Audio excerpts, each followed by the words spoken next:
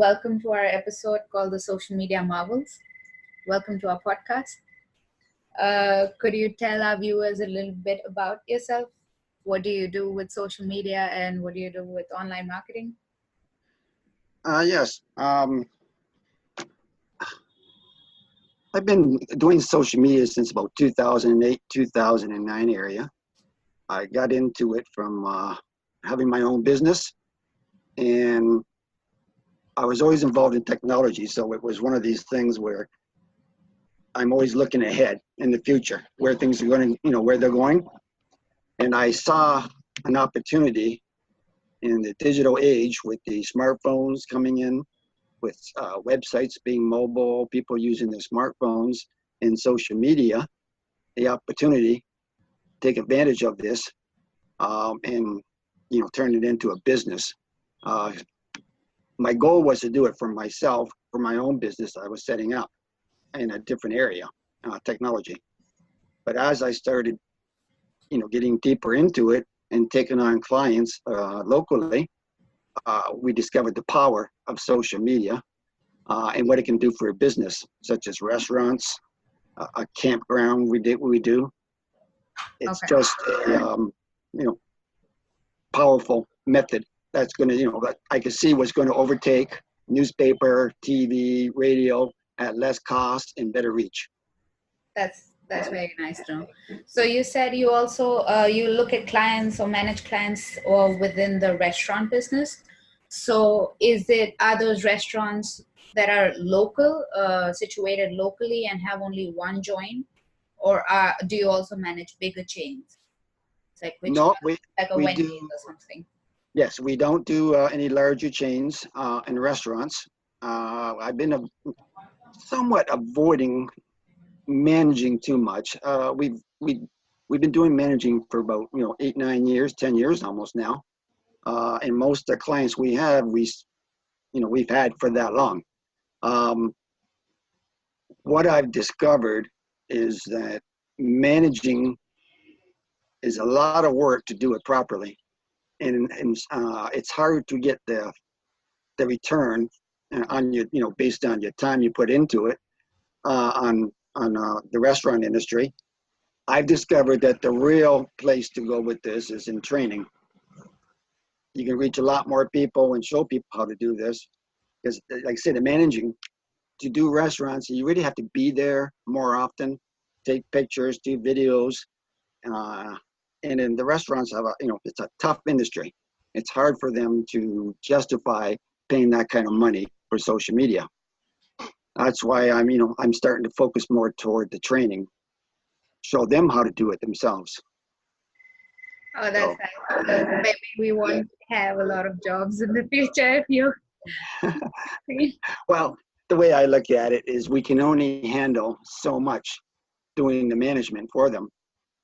But if we show them how to do it, there'll be a lot more opportunities for for social media. And a lot of those businesses, when they discover what's involved in managing social media, will go back out and hire social media people anyways, because they'll be educated. Right now, they really don't understand what's involved in managing social media. They just assume it's you're $400, $500, $600 a month or something, and you come here, take pictures, you do videos, but it just doesn't work that way. It's a lot of work, a lot of time, a lot of strategy, a lot of software you have to use, video editing. It's complicated, and most of them won't be able to do this themselves. They will have to go back to hire a social media. They're more educated in the process.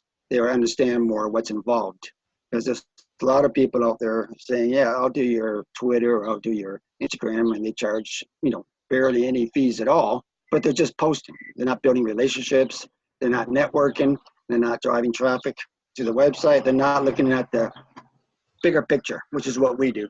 We look at the big picture. So I see I see this really helping social media managers, not hurting them. I think this, doing the educating and the training, will bring them more business, because you'll weed out the ones who are just in for the quick dollar, doing the simple little platforms compared to the big picture of driving traffic to the website, building relationships. True. That is so true. Currently, people just think what digital marketers or social media personnel do is just sit on Twitter all day or just sit on Facebook all day or manage somebody's Instagram post and like add a few hashtags, but they don't really know how much work we put behind this. And we are the people who treat those accounts or those profiles as people and not just a software or a computer screen. So that is so that we as digital marketers or social media managers should present the bigger picture and focus on the bigger picture rather than just doing just eye washing our clients. Yes, that's correct. I find that, and I see this so often, where they're focused just on a platform, on just posting, but they're not doing analytics. They're not looking at the traffic. You know, you mentioned how you're driving traffic to the website, and they say, well, we don't know anything about that. Because to me, that is one of the most important aspects of social media, is getting traffic to the website. That's one of my main focus, is driving traffic. And we do a lot of real estate. That is our main industry, real estate. And what I find with real estate is driving traffic to content, great content, writing blogs, writing articles, sharing it, building a network online. We can drive on a typical website for for a real estate agent up to 60% of the traffic through social media, where your industry standard is like 4%. So we're driving more traffic to the website than organic searches, direct, anything else. And because of that, you know how Google works. Yep. If the people love it and go to it, it's going to rank higher. It's all about traffic. Time on site, number of hits, to the site, and of course, page views. And those are the three things we focus with on real estate. Those three. And Google, like they say, Google only loves you when everybody else loves you first. And that is what we work on, is getting their website to rank through traffic and brand awareness. And brand awareness as well. Yeah. All right. So if you had to choose from brand loyalty or customer engagement or building a community on social media per se, like if you had to create brand loyalty only via social media or engage with customers one-on-one or build a community so that the engagement is not only from the company to customers, but also customer to customer potentially by building a community and making them interact. Which one would you choose and why? Well, they're all interrelated, but I choose the customer engagement. And the reason I choose that is because you build relationships by engaging with your fans, your followers. And when you do that, you then create brand ambassadors and build a community. So I think it all starts with the customer engagement. If I go on and somebody makes and I see this with a campground we do, I've seen it work very well. Somebody come on there and make a comment about the campground, a positive comment. Right away, we respond to that and thank them. And within 2 minutes later, we had a testimonial added to the site. Oh, wow. Those testimonials and the reviews on Google or Facebook are what you're looking for. And what we find is by engaging, we get those reviews, we get the brand awareness, and we start building a little community within that industry. And brand ambassadors. When we make a nice post, something that inspires somebody in December when it's wintertime and they're waiting to go camping, picture on the beach, somebody sitting on the beach relaxing in the sun, we get 10, 15, 20 shares of that post. So customer engagement to me leads to brand loyalty and building a community. That's nice. So what are the few social media trends that you've seen so far, but you think they're just a fad, or they'll just leave in a couple of months? Um, one of the things, I guess, all these different bots out there to handle automate, um, that those, I a true believer in scheduling tools, in autoresponders and email. That way, the person who emails you obviously gets the notifications that you got the message. Yeah. But other than that, I hate bots. I hate it when, Twitter, such as when you make a comment or you share something, and an automatic tweet comes thanking you from that person when you know they haven't seen it and they won't even look at it. I hate anything that's not authentic. I'm just not, I don't hate it. I'm just not into that. I don't think it helps build engagement, and does anything positive for you. Even some of the AI stuff going on, some of it is a little bit extreme, and I just don't. Maybe a couple of years from now, when it's refined, I'd appreciate it more.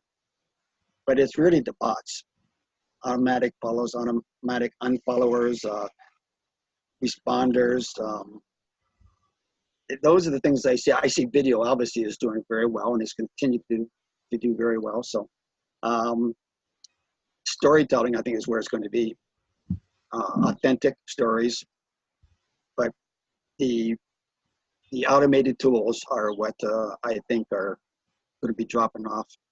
I just don't see them hanging around too much longer. That is true. Actually, I feel the same way, sort of, because when a company decides to bring forth its people or its name on social media, it's opening up doors. It's making the communication two-way. But when you automate that communication, it just doesn't feel right. So, Correct. I find that, and I avoid dealing with those accounts, and it's actually very annoying. that is true. So like you said, you mentioned two industries. You said restaurants and real estate. So, and you're more closer to real estate, I believe. So how come a strategy for a real estate agent can differ from an agent in some other industry? Well, what I find in the real estate industry, because it's such a large industry, and there's so much available as far as content goes, because anything to do with home ownership, whether it's um, home renovations, whether it's curb appeal for your home, tips for things around the house. Um, there's content everywhere that you can find. You can write your own. What I find is that we've been writing blogs for quite a few of our clients. Anything to do with home ownership, home selling, home buying, uh, pretty much anything, landscaping, everything. And we start writing these blogs and sharing them, and the traffic it was generating is just huge, more than any other industry, from what I can tell. And we do a lot of nonprofits too. In fact, we did an international nonprofit just recently on a contract. But the real estate is just everybody almost, if they don't own a home, they rent a home, but they still are looking at mortgages, what's going on in the industry. And when you share this kind of information, people notice. And what we have is a huge following on social media from other real estate industry professionals who are following, reading our content.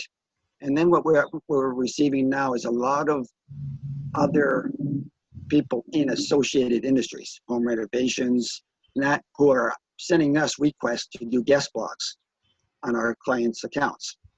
And it's turning into a very large potential for our clients. And what it's doing most for them is creating a lot of brand awareness, some authority in the industry. People are looking at the blogs, reading them, following them. And I guess the other thing, of course, is the traffic to the website. We're always thinking about traffic, brand awareness, traffic, and we have 3 different real estate companies that are getting over 50% of their traffic to the website from social media.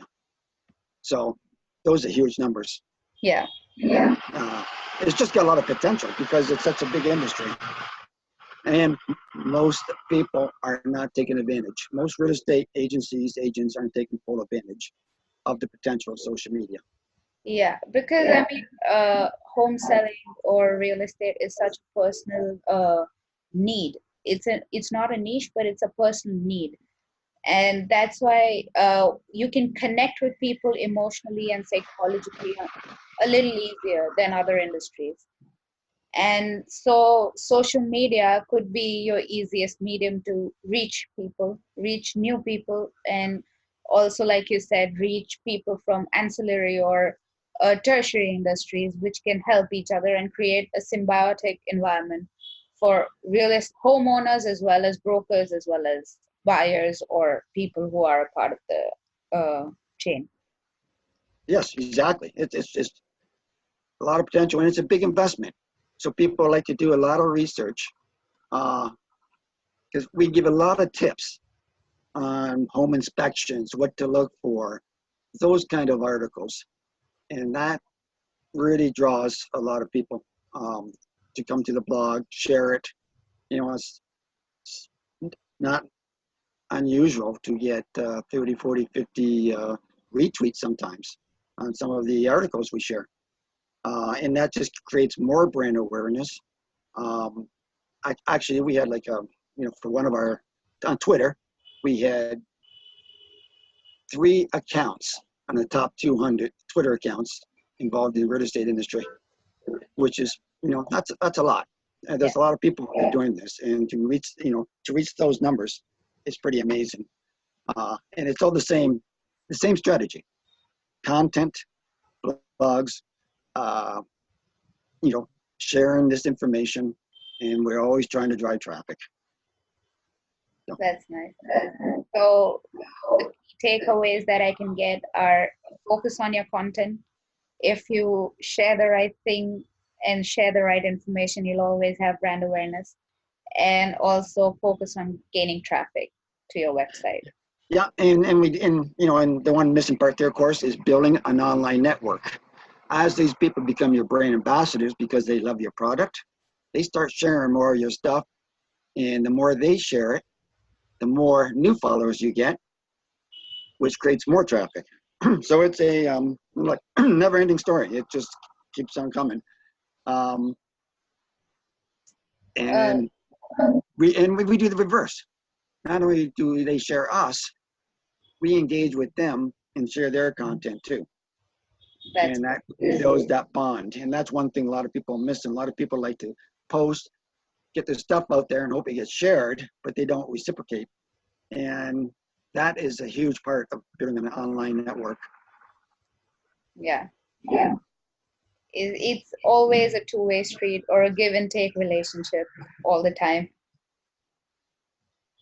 Yes, indeed it is. It is. You have to think about not only you got to think about the person on the other end to build that. It's not much different if you walked into a business after hours meeting and just start handing out business cards to people.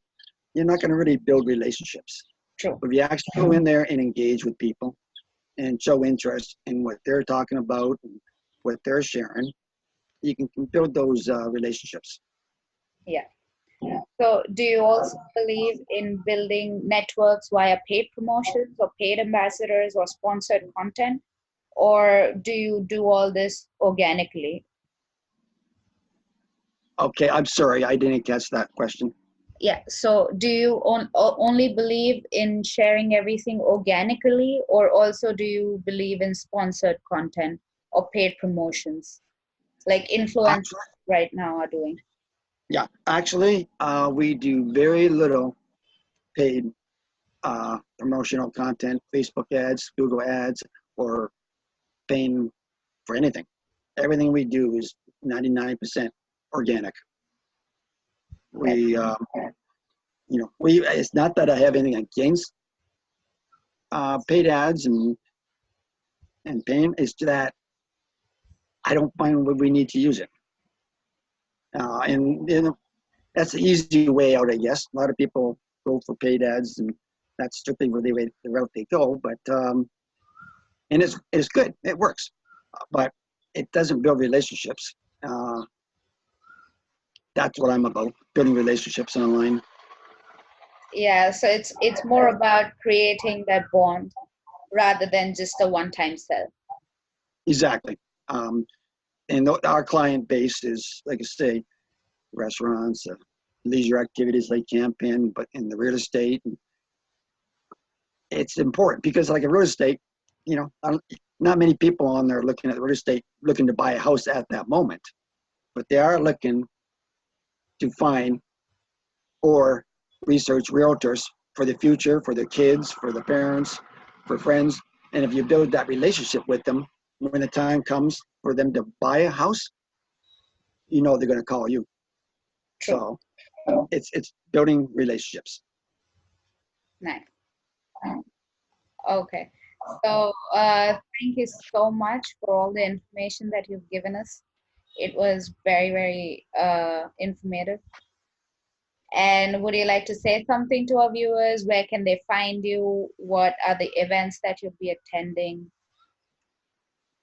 Well, one of the main places to find me, of course, is Instagram, CK Tech Connect, Twitter, CK Tech Rick, or CK Tech Connect.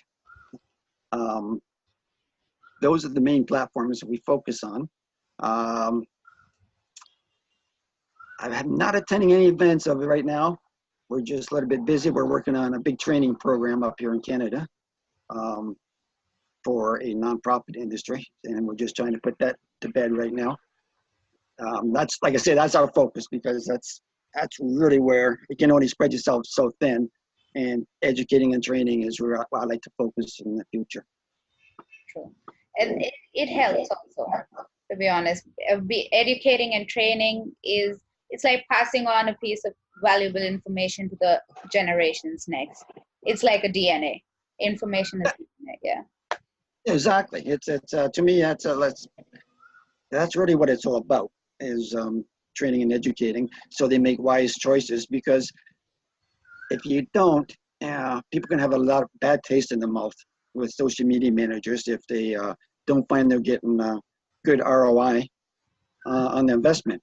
So if they're educated, they know what to look for and how to choose the social media manager that is going to do the job for them, or if they want to hire one, they know what to look for. So it's all about educating and training. True. Thank you so much for being a part of the Social Media Marvel. I hope you had fun. I sure did. Yeah. I did enjoy it. Thank you very much. Thank you. Thank you so much.